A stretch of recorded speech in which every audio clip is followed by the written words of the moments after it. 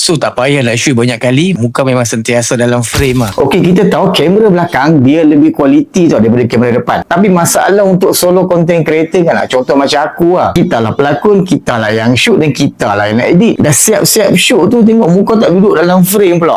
Aduh, memang frust lah. Tapi lepas aku jumpa selfie magnetic screen ni kan, shoot video ke, gambar ke, muka memang sentiasa dalam frame lah. Dia punya bentuk tu macam handphone, tapi dia punya function tu hanya sebagai pendua skrin kita lah. So apa yang ada di skrin tu akan nampak secara live dekat magnetic screen ni tanpa delay tau. Nak guna dia pun mudah. Onkan magnetic selfie ni, nanti dekat phone boleh cari features screen mirroring, atau dekat phone aku Samsung ni dia smart view. So klik device dan automatic akan connect. Dan belakang magnetic screen ni dia ada magnet tau. So kita just lekat je kat belakang phone. So kalau untuk phone apa yang tak ada magnet, dia bagi juga satu pelekat ni. So tak payah nak shoot banyak kali, muka memang sentiasa dalam frame lah. Mudah, cepat dan sangat berbaloi lah. So kalau hampa yang jenis rakam seorang-seorang, percayalah benda ni memang memudahkan. Link untuk belian dah disediakan. Sebelum stok warna habis, pilih 3 warna dekat situ.